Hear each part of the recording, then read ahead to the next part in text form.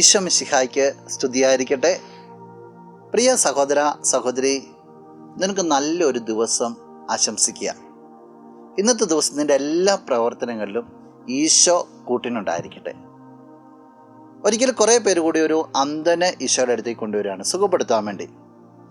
ഈശോ അവനെ ഗ്രാമത്തിൽ വെളിയിൽ കൊണ്ടുപോയി അവന് സൗഖ്യം കൊടുത്തിട്ട് അവനോട് ചോദിക്കുന്നുണ്ട് അവൻ്റെ അവസ്ഥ എന്താണെന്ന് ചോദിക്കുമ്പോൾ, പിന്നീട് സുവിശേഷം ഇപ്രകാരമാണ് എഴുതി വയ്ക്കുക. മർക്കോസിൻ്റെ സുവിശേഷം 8-ാം അധ്യായം 25-ാം വാക്യത്തിൻ്റെ അവസാനം, അവൻ എല്ലാ വസ്തുക്കളും വ്യക്തമായി കണ്ടു. അവൻ്റെ ഒരു പ്രശ്നം എന്ന് പറഞ്ഞു കഴിഞ്ഞാൽ അവന് കാഴ്ചയില്ലായിരുന്നു, കാഴ്ചപ്പാടുകൾ നഷ്ടപ്പെട്ടു. കാഴ്ചയില്ലാതിരുന്ന വ്യക്തി ഇപ്പോൾ പറയുകയാണ് അവൻ എല്ലാ കാര്യങ്ങളും വ്യക്തമായി കണ്ടു.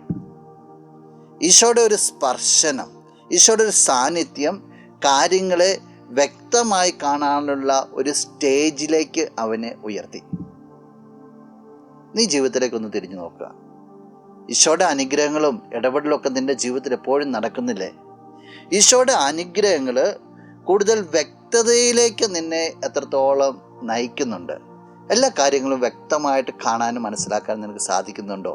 അതോ അനുഗ്രഹങ്ങളൊക്കെ കിട്ടി നീ നിൻ്റേതായ ചാലുകളിലേക്ക് തിരിഞ്ഞു പോവുകയാണ്? എല്ലാം ഭംഗിയായിട്ട് കാണാൻ, ഈശോ കാണുന്ന പോലെ കാണാൻ നിനക്ക് സാധിക്കട്ടെ. നമുക്ക് പ്രാർത്ഥിക്കാം.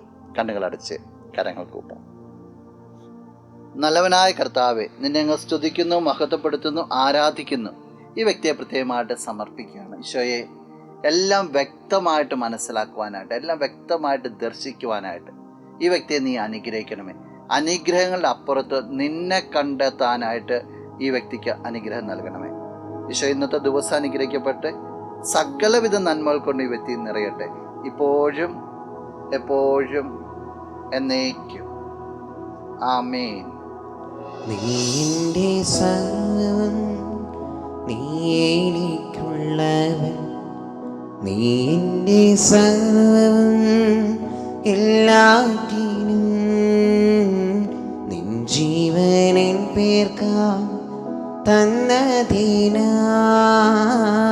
നീ എൻ്റെ സർവ്വം, എല്ലാ